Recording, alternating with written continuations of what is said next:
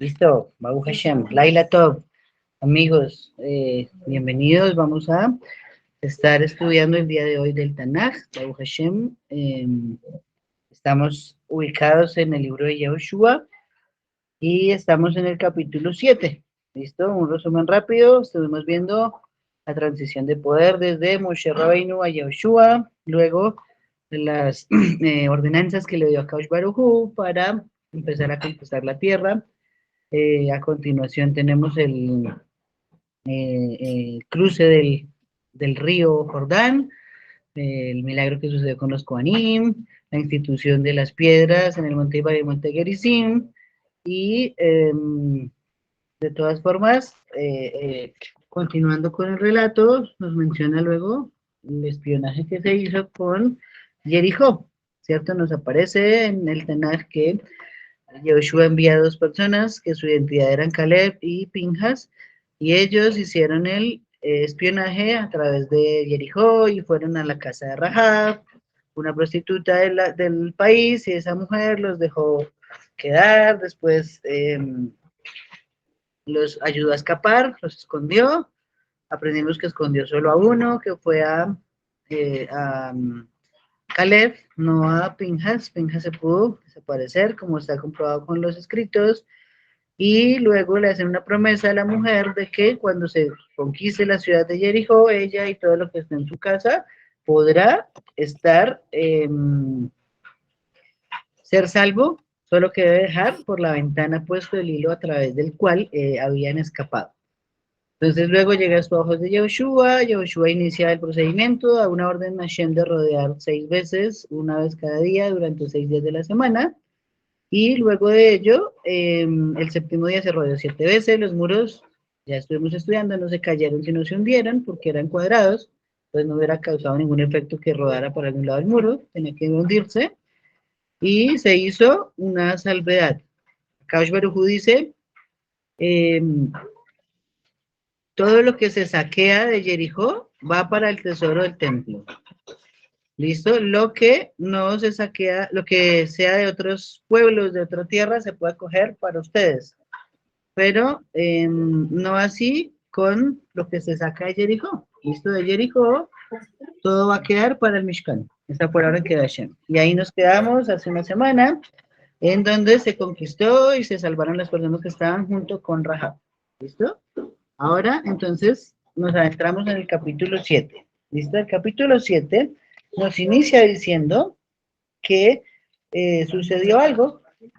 Alguien quebrantó la orden que dio a Kaush Baruj Hu. ¿Listo? Y al haber quebrantado la orden que dio Hashem, entonces lo que sucedió fue que vino una calamidad. ¿Listo? Nos dice así el Tanaj. Los hijos de Israel hicieron un acto de infidelidad respecto a las cosas dadas por la destrucción. Pues, Acán, Aham, hijo de Jarmí, hijo de Sabdi, hijo de Zerá, de la tribu de Yehuda, tomó algo de las cosas dadas a la destrucción, y ante esto la cólera de Hashem se enardeció contra los Bené Israel. ¿Listo? Entonces estamos aprendiendo que todo esto fue debido a que se tomó algo del botín, digámoslo de esa forma, que no estaba permitido de tomar. ¿Listo? Muy bien. Entonces, a continuación, Yehoshua envía hombres desde Jericó a la ciudad de Ai, que estaba cerca de Betabén y al este de Betel, y los envía a hacer un espionaje también, ¿cierto? Esos hombres vuelven de hacer un espionaje para saber cómo conquistar esas siguientes ciudades, y a continuación, entonces, ellos sugieren que se envíen solo 2.000 o 3.000 hombres, porque la guerra pues no parecía tan dura contra esas dos ciudades y se podía fácilmente acceder a ellas. Así pues, entonces, cuando se inicia el procedimiento, se va a la guerra, resulta que hay bajas en combate. Hay 36 bajas en combate y aparte el pueblo de Israel huye de esa batalla. Entonces esto crea una depresión dentro de Israel por haber tenido una derrota. Con la época de Moshe nunca había pasado una derrota y ahora con Joshua, la segunda guerra fue una derrota, segunda batalla. Ok, entonces el pueblo se deprime y Yehoshua y los ancianos empiezan a clamar frente a la Arona Kodesh Empezaron a quejarse delante de Hashem y a llorar y a echarse ceniza encima. Y a Kadosh Baruj Hu, acuérdense que todo es un galgal, ¿no? Todo es un círculo, una repetición, todo se repite. Le dice a Kadosh Baruj Hu a Yehoshua, ¿por qué estás clamando a mí? Muévete, haz algo, haz algo. Eso fue lo que le dijo a Kadosh Baruj Hu. Entonces, ante eso, él le avisa, Israel robó, y si no eliminan lo robado, yo no estaré con ustedes hasta que se haga eso. ¿Sí? Ok. Entonces se echan suertes sobre todo Israel, ¿cierto? Lo cual después devino en que la suerte cayó sobre Yehudá, la tribu Yehudá, después salió sobre el Aham, y la familia de Aham, y pues últimamente sobre Aham. Y Aham tuvo que confesar que fue lo que tomó, ¿cierto?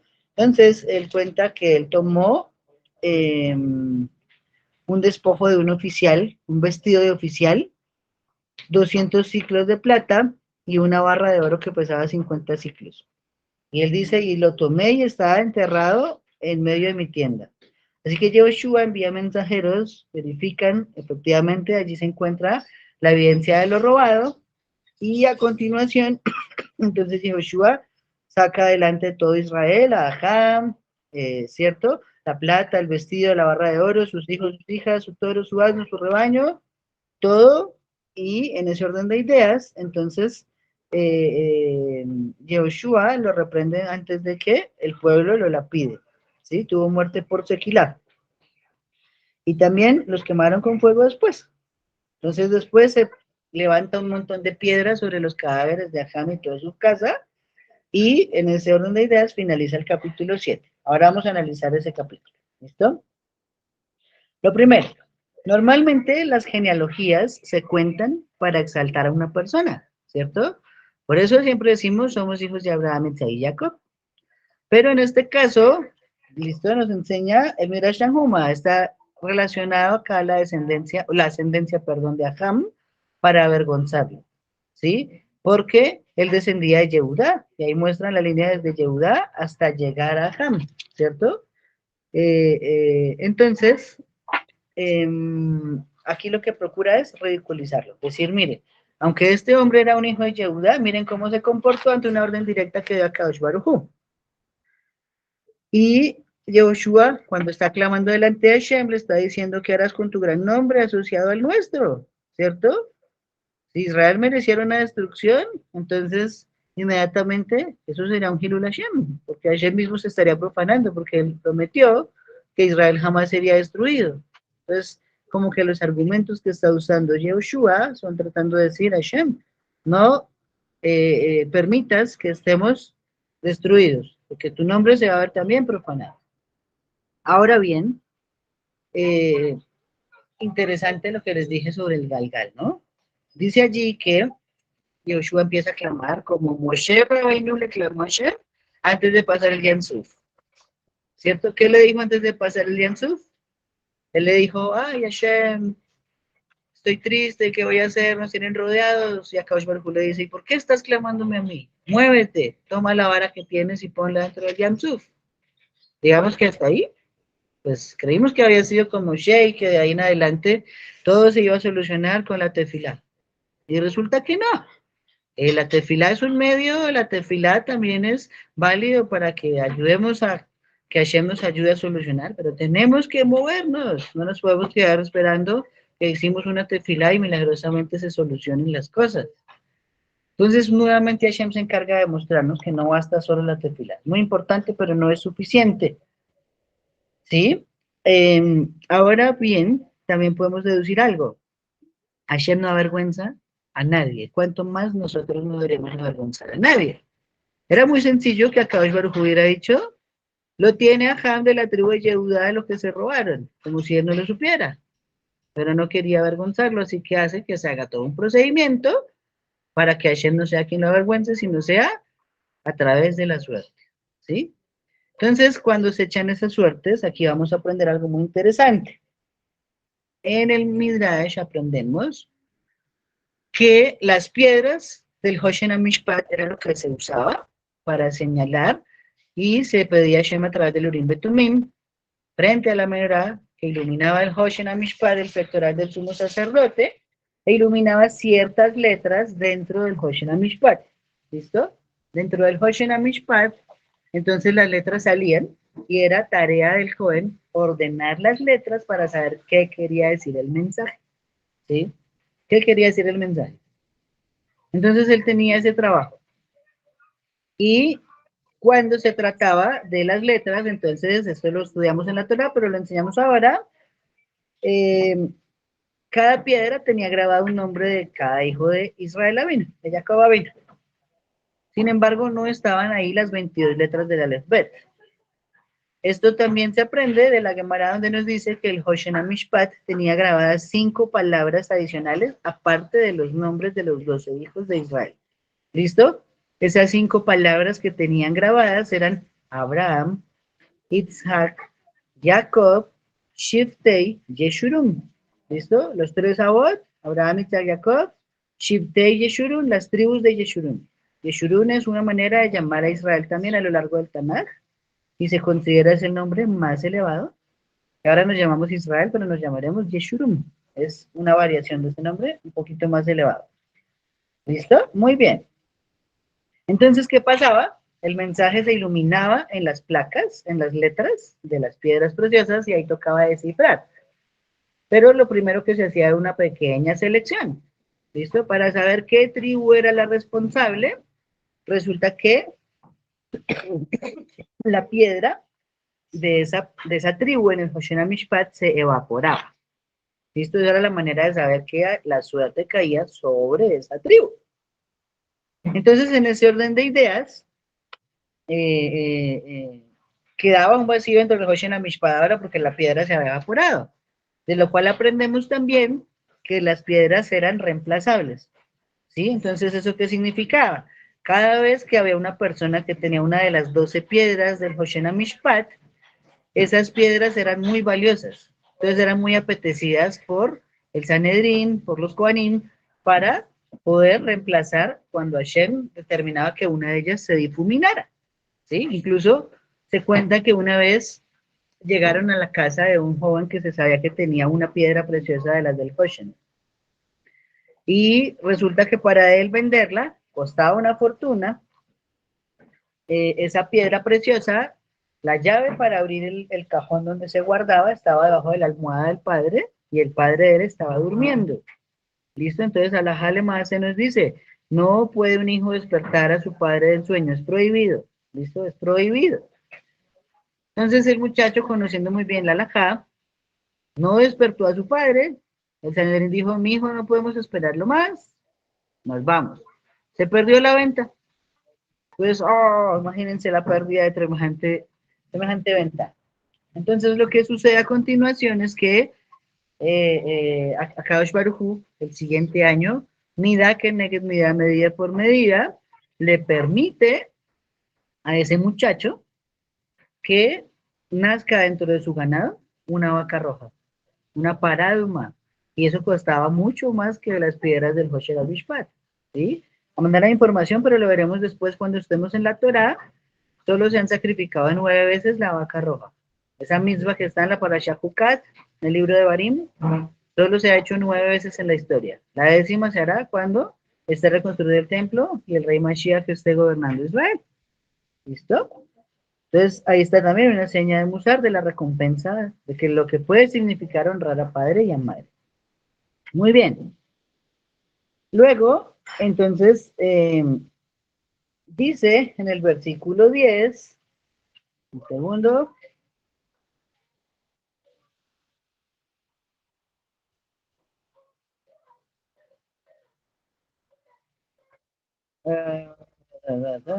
listo.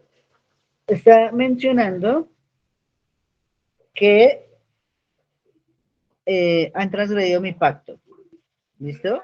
Está hablando que se hizo un pacto de que todo lo que se saqueara de Jericó era exclusivamente de Hashem, de la tribu de Leví. Ok. Y ya sabemos qué fue lo que se robó a Ham, ¿cierto? Pero, como dice, han transgredido mi pacto. Pacto también ¿Se entiende? Como el primer pacto que hizo Hashem con la descendencia de Abraham fue la Brit Milá. ¿Listo? Entonces, ¿esto qué significa? Que Aham cometió este error porque se había copulado, había tenido intimidad con una mujer desposada. Todo esto está en la Gemara en Sanedrín 44a. ¿Listo? ¿Eso qué significa? Que una vez él se mete dentro de un acto lascivo, ¿cierto? Un acto lascivo, a continuación, eso lo lleva a cometer otros errores. Y es lo que pasa cuando violamos una ley de la Torá. Cuando violamos una ley de la Torá que puede parecernos pequeña, lo hacemos una vez y si no nos pasó nada, decimos, ah, entonces no hay problema. Yo puedo violar otras leyes y tampoco me va a pasar nada, ¿cierto? Entonces, en ese orden de ideas, ¿no? Lo que está haciéndose es que se metió con una mujer casada y eso le empezó a traer problemas en su vida, de forma que empezó a decidir mal qué hacer. El punto que llegó a decir, si Hashem prohibió que se podía desposar, se podía acostar uno con la esposa de otro hombre y no me pasó nada, entonces también si prohibió robar el tesoro de Jericó, yo puedo robar y no me va a pasar nada.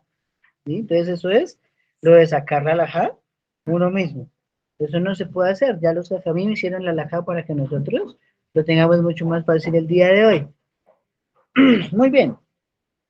Entonces luego sucedió lo del sorteo y aparece que Yehoshua le está dando una reprensión a Ham.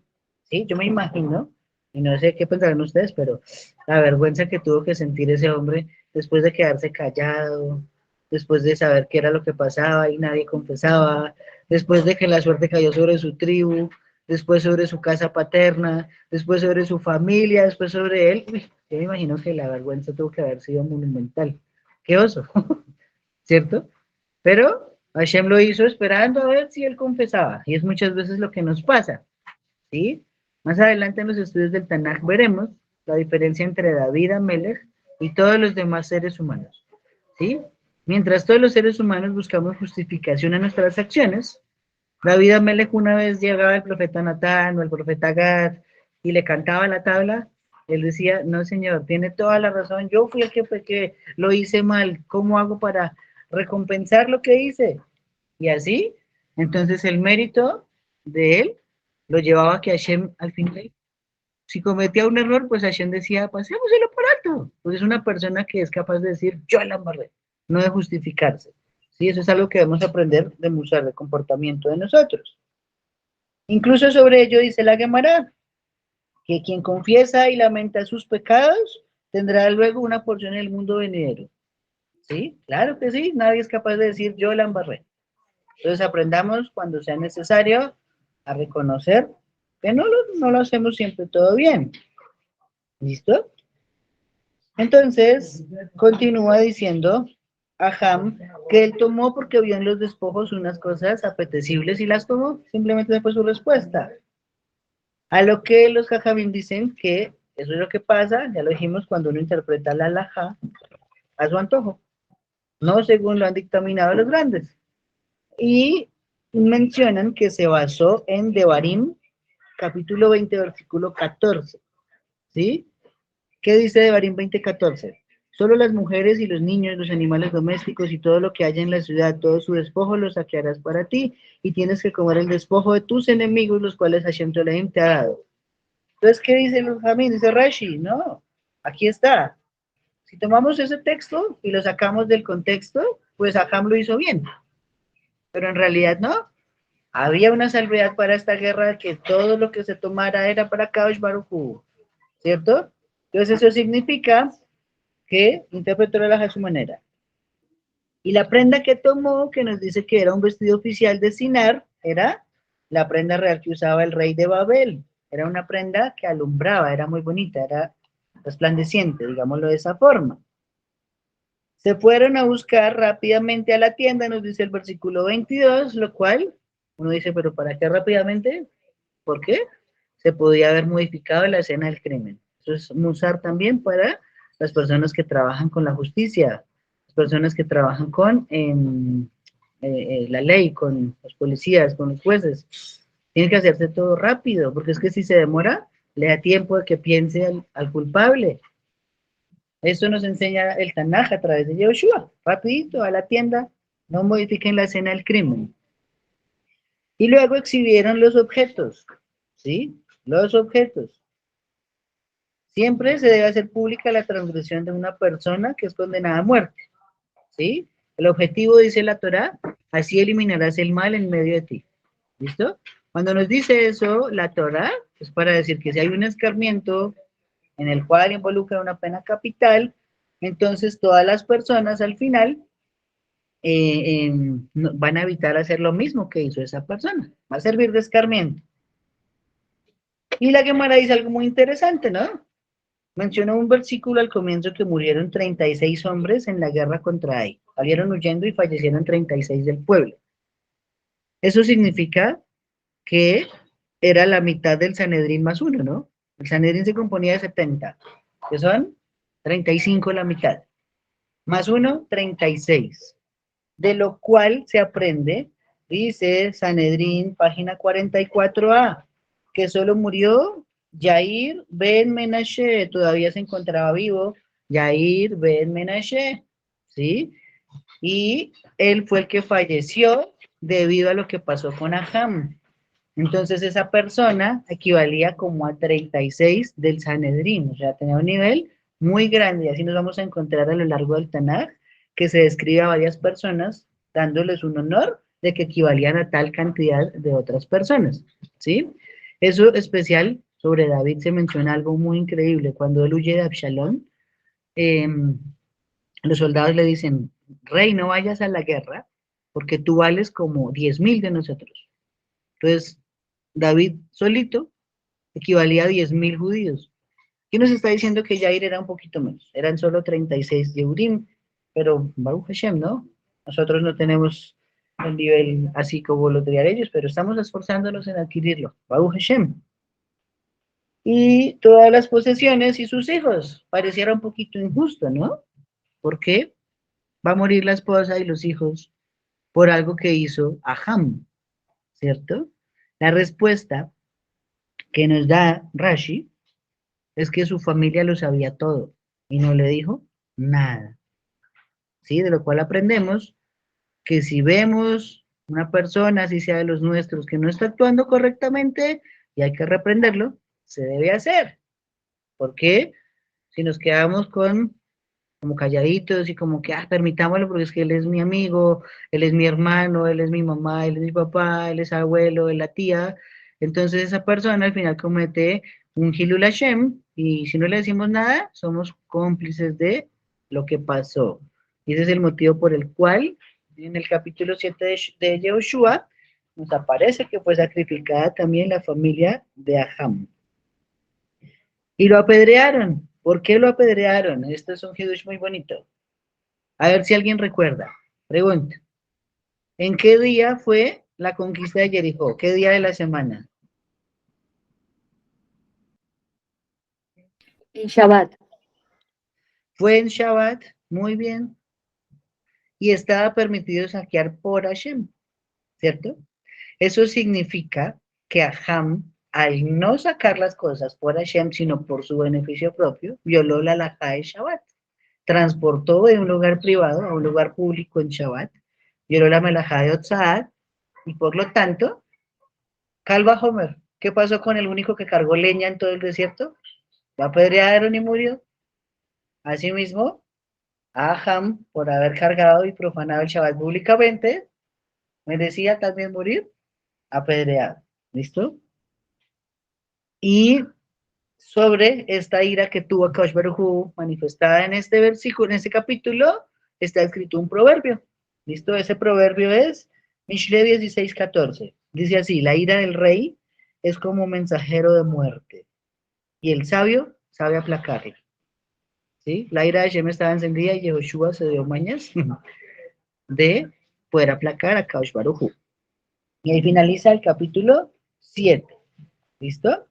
Nos adentramos ahora al capítulo 8.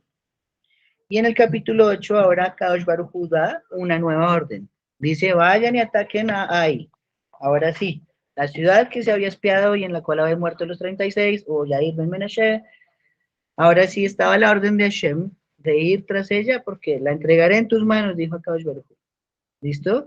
Pero entonces tienen que hacer algo muy inteligente para poder sitiarla. Ya ellos saben que ustedes huyeron. Entonces Yehoshua empieza a planear estrategias de guerra.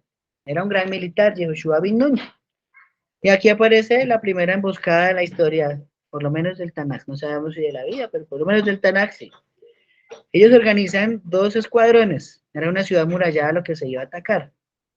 De forma que de frente iban a esa ciudad, una avanzada, digámoslo de esa forma, pero por la parte de atrás de la ciudad se organizó en realidad la cantidad grande del ejército.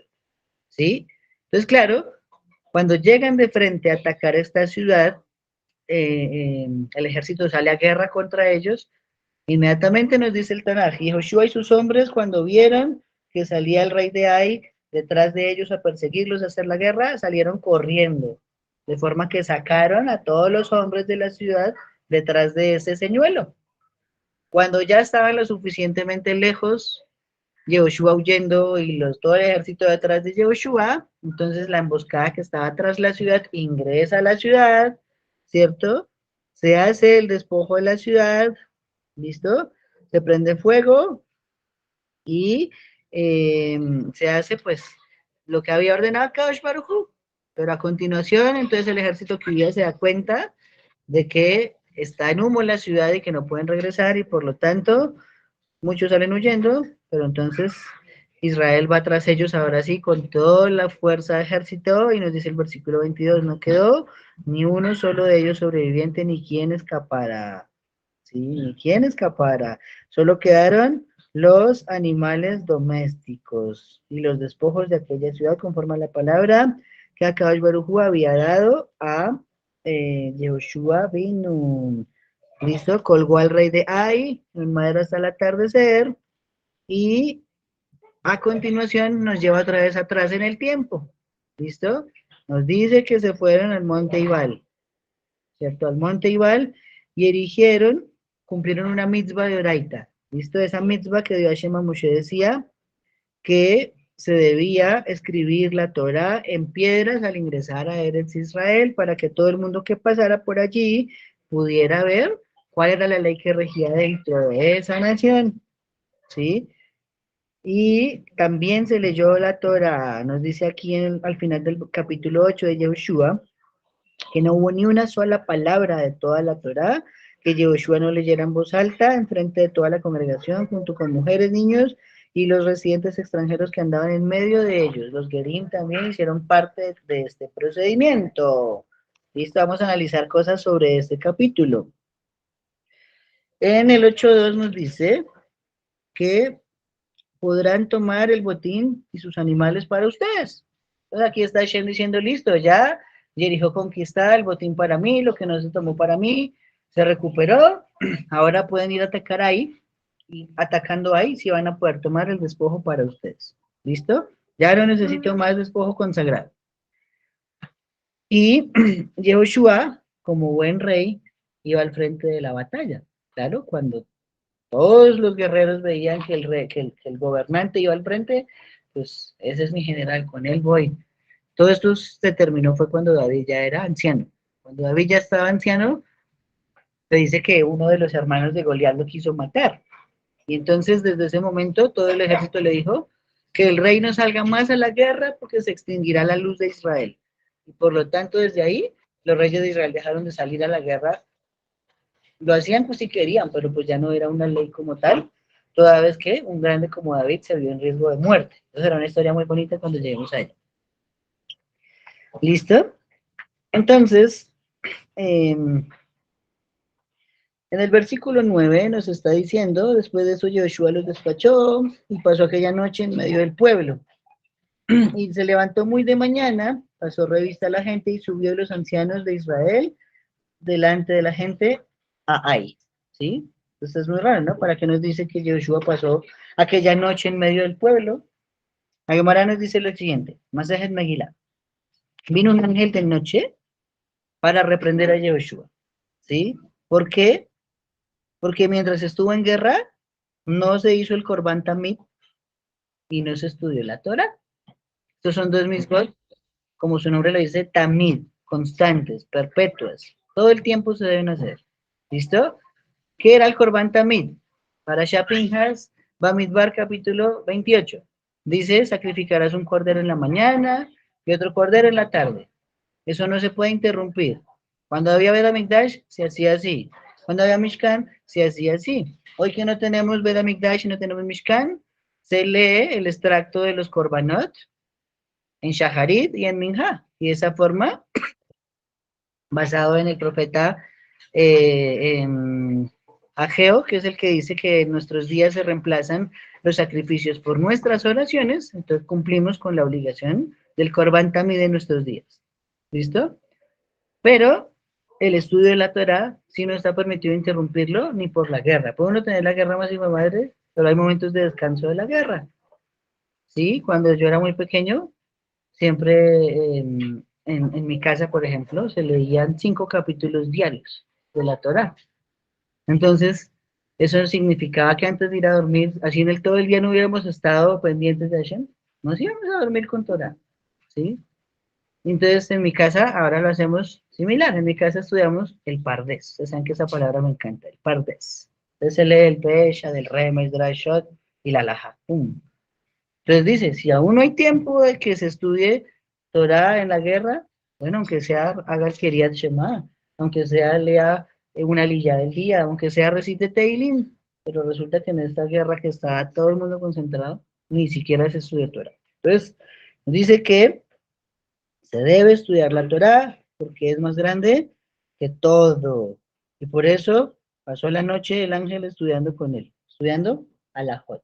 ¿Sí? Recordemos que al comienzo del libro estuvimos viendo que se le olvidaron 3000 alajot a Yeshua, ¿no? Cuando la gente le iba a preguntar sobre algo, él decía, ay, ¿cómo es la ley? No me acuerdo. Entonces Hashem le dijo, ocúpalos en la guerra, así no te van a preguntar. Pero listo, ya estaban en guerra y nada que se esforzaba en recuperar la alajá, pues también Hashem tuvo que hacerle un jalón de orejas. Muy bien. Entonces, ¿qué otra cosa aprendemos de este capítulo? Cerrando, nos menciona que se fueron al monte Eibal, ¿cierto? Y se establecieron las piedras con la Torah escrita de Moshe. Entonces aquí aprendemos algo y lo estudiamos en el par de Torah. La Torah no es cronológica. El Tanaj, un poquito más cronológico, pero hay sucesos que son no cronológicos. ¿Sí? Aunque es un poquito más ordenado en línea de tiempo, digámoslo de esa forma que la Torah, no todo el tiempo está así. Entonces acá nos está retrocediendo un poquito al momento en que se establecen en el monte Ibar y en el monte Gerizim las bendiciones y las maldiciones, ¿cierto? Se escribió la Torah en piedra que ordenó a Kadosh Baruj Hu, ¿cierto? Eso está ordenada en la mitzvah en Devarim capítulo 27, en la Parashá Kitabo. ¿Y qué se escribió la Torah? Aquí sí hay un maglojet grande, ¿listo? Pero me gustaría escucharlos. ¿Cómo así que se escribió toda la Torah en el monte Ibal? ¿Sí? Si fue así, y eran piedras gigantes, tendría que notarse incluso hoy al menos una ruina de esas piedras, ¿no? Porque para escribir toda la Torah, si han visto un sefer, eso es algo gordo. Ahora imagínense en piedra la cantidad de piedra que se necesitaría para poder escribir la Torah. ¿Sí? ¿Qué creen ustedes que pasó? ¿Cómo se cumplió esta misma? Quiero escucharles. ¿Qué opinan?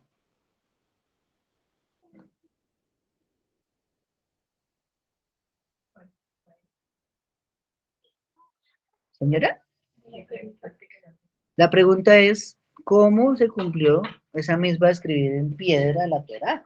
Si se escribió en piedra literal, ¿dónde están esas piedras? Construir toda la Torah en piedra, tenía que ser gigante. ¿Sí? ¿Qué creen ustedes? ¿Qué se les ocurre? ¿Será que ellos siempre cargaban como ese tipo de piedras se iban escribiendo todo el tiempo?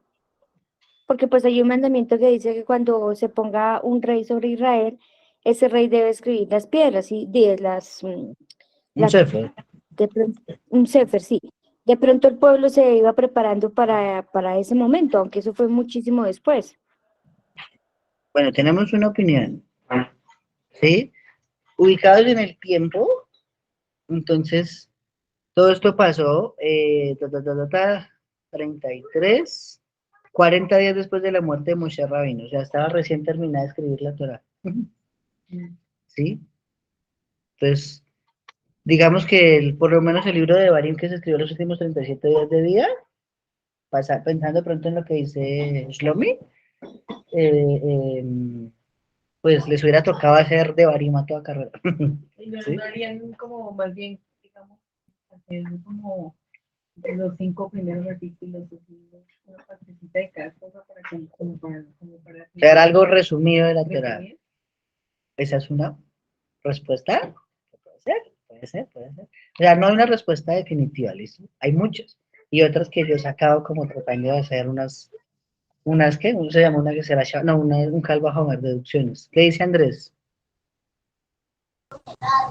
No, es para hacer un comentario de ese capítulo. O sea, a veces uno ve impresión de lo que hacía el pueblo, porque ahí no solamente mataron a los que estaban guerreando, sino dice que entraron y mataron a todo, mujeres y todo. O sea, ve uno como, o sea, es una cosa muy dura, tener uno que matar, por ejemplo, mujeres, niños que no tenían nada que ver con el asunto. Ok.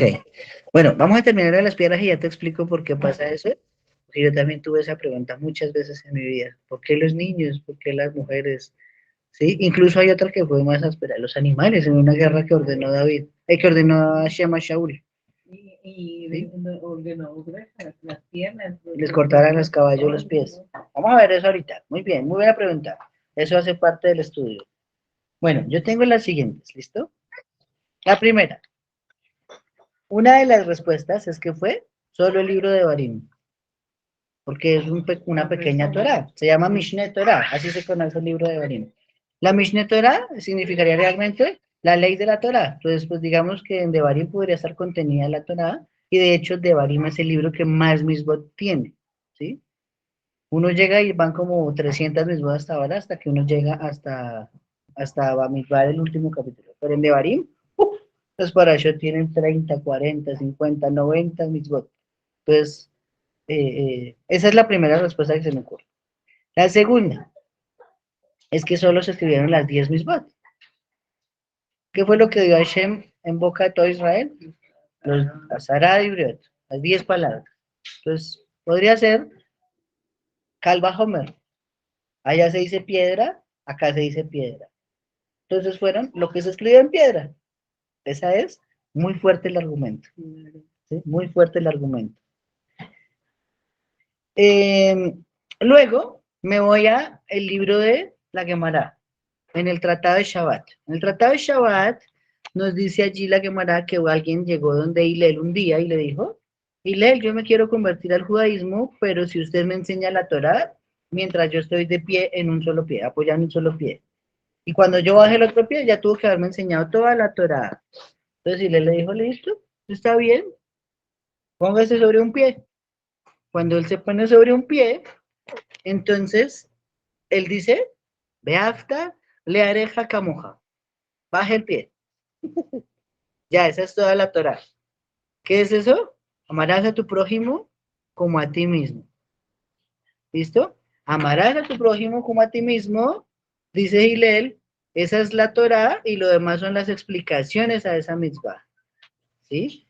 Entonces ahí nos está diciendo que podría ser que esa era la frase que estaba grabada sobre la piedra gigante en el monte Iván. Esa sería una respuesta también. Otra respuesta vendría a ser, eh, bueno, estas llamas acá como del cine. Podrían ser como en las películas, es que no me acuerdo qué película es, que aparece un escrito, ¿cierto? Pero el escrito se convierte al idioma de la persona que hablaba ese idioma. Entonces, es decir, podría decir, Beata la oreja camoja con las letras hebreas, pero si pasaba alguien que hablaba español, leía en español clarito. Ahora es el prójimo como a ti mismo. Ok. Dos, si pasaba alguien en inglés, entonces estaba misma en inglés. Se me ocurre que podrían ser también mágicas. Y se convertían al audio ¿cómo se llama? Al idioma de esa persona, ¿sí? Y pues obvio queda la tácita original, que sería que se escribió toda la Torá en unas piedras gigantes, en cuanto a lo que deberíamos preguntarnos, y esas piedras, ¿qué pasó con ellas? ¿Sí? ¿Será que están hundidas? ¿Será que una montaña de polvo las tapó? Sí, hace poco, voy a buscar esa foto y se las envío. Hace poco vi que hace unos 200 años, poquito menos, que empezaban recién las cámaras, se fotografió en México una montaña. Y esa montaña hoy en día hay una pirámide que se descubrió después de que alguien excavó. Era una pirámide, la pirámide mayas. Entonces, ¿será que así están las tablas debajo de montañas y no lo sabemos? Bueno, esto, como dice el Aguemar a veces, deja que permanezca sin resolver. Si hay más interpretaciones, vamos a escucharlas. ¿Qué dice Patricia? Perdón, Shlomi. Mira que leyendo aquí la Torá dice, y después leyó Yehoshua todas las palabras de la ley, la bendición y la maldición, conforme a todo lo que estaba en el libro de la ley. ¿Será que solamente escribió las bendiciones y maldiciones y no escribió nada más? Podría ser la Parashá Kitabo. Ahí tenemos un argumento que reforzaría que escribió la Parashá Kitabo. De Barín, capítulo 28. Porque mira que en ese tiempo, bueno, no sé exactamente el tiempo cronológico, creo que esos pueblos se dejaban guiar por una ley que se llamaba el Código de Hammurabi. Entonces, de pronto, como era algo más como legal, ¿no? ¿Cómo es que se dice? Bueno, sí, como penal y todas esas cuestiones. Civil. Entonces, él escribió fue solamente la bendición y la maldición, como haciendo un comparativo entre las dos, digamos, entre el código y la Torá. Sí, o sea, por eso digo, hay muchas maneras, es válido lo que tú estás diciendo. Esas dos que mencionaste se podrían adicionar como posibilidades, ¿sí? Por lo que les digo, esto no está claro y no tenemos conciencia en realidad, a ciencia cierta de cómo estaban esas piedras, ¿sí? Pero pues mira, todo lo que puede surgir es tan infinita la Torá que nuestras mentes siguen después de miles de años sacando de ella sabiduría. Qué buenos argumentos, Baruch Hashem, Kol Hakavod. Ahora voy a responder lo que dijo Andrés, ¿listo? Yo también me pregunté muchas veces por qué la orden de Hashem era matar mujeres, matar niños, matar animales, ¿listo? Em, tenemos que saber que los pueblos que habitaban Eretz Israel antes, los 7 que menciona la Torá, eran muy diestros en la magia, ¿listo? La magia era algo para ellos que era su vida, ¿sí? Nosotros lo llamamos la Kabbalah, ¿cierto? Ellos lo llaman magia. Y a través de la magia, entonces, lo que hacían era cosas tales como convertirse en mujeres, convertirse en niños o convertirse en animales. Entonces, si Hashem ordena una mitzvah, me estoy adelantando al libro de Shmuel, le dice al rey Saúl, vaya, ataque a Amalek y extermine mujeres, hombres, niños y animales, que es el contexto principal donde se incluyó a todos. Se preguntan siempre los sabios, ¿pero por qué los animales? Entonces dan esta explicación y dicen, claro, digamos que se matan solo hombres, pero aquellos diestros en el arte de la magia se convertían en mujeres, se convertían en niños, se convertían en animales. Una vez pasaba la masacre, se volvían a convertir en hombres y no se había exterminado a Malek, no se había exterminado al enemigo. Entonces la manera de blindarse, para que no quede ningún rezago de magia, para que no quede ningún rezago de los habitantes de Eretz Israel que estaban allí, tocaba acabar con todos. Si no, sencillo, se volvían a desconvertir y quedaban vivos otra vez y se armaba otra vez la guerra y otra vez planeaban cosas contra Israel. ¿Sí? Entonces, toca verlo de esa manera. Incluso, lo que sí se dejaba vivo muchas veces eran las mujeres vírgenes. ¿Listo? Estaban vírgenes, no habían conocido varón, podían quedarse y hacerles el giur, proceso de conversión, y se casaban con un hombre de Israel. Y de esa forma, pues, se podían salvar. Niños no, porque el niño sí ya crece con su ADN, con su ancestro, y el niño va a tomar venganza cuando sepa un día qué fue lo que pasó. Entonces, son cosas un poquito duras, difíciles también, porque uno lo piensa, uno que tiene hijos, esposa, ¿cierto? Parece que fuese cruel, pero es el cerco que se puede hacer para que Hashem no sea burlado. ¿Listo? Recordemos alguna regla muy importante. Cuando Hashem hace un milagro es porque toda la nación lo merece. Esto es un milagro nacional, solo se hace si es necesario. Por eso está prohibido confiar en un milagro. Si esperamos que Hashem nos diga, es que este es Amalequita, es que este es Kenanita, este es Pericita, Yebusita, pues estamos esperando un milagro, ¿no? Tenemos que movernos y hacer nuestra parte. Listo. Y así en este orden de ideas, entonces, finaliza el estudio del día de hoy. ¿Listo? Estuvimos estudiando el 7, 8, no alcanzamos el 9 porque vamos a ingresar al estudio del Pardes Torah. ¿Listo? Entonces, Baruch Hashem, no sé si antes de cerrar este estudio, ¿hay alguna pregunta o algún aporte más de lo que estuvimos viendo?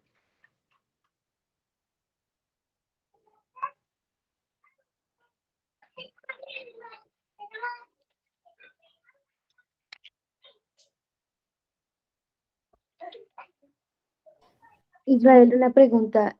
¿Vas a continuar directamente a Torah o cierras y volvemos a abrir para la grabación? Vamos a darle parar y volvemos a darle después iniciar. Dejamos un minuto y le damos a iniciar para que grabe otro video. Gracias, Ok, gracias. tú me avisas entonces. Sí, sí, bueno, vamos entonces a dar aquí por cerrado el estudio de Tanaj y en 5 minutos, no se salgan, empezamos entonces con el de el par de estoras. Ya les voy a compartir ahorita las imágenes y todo lo que preparamos, ¿listo? Entonces creo que no hay preguntas y cerramos así. Te da Rabá, ya la puedes parar la grabación.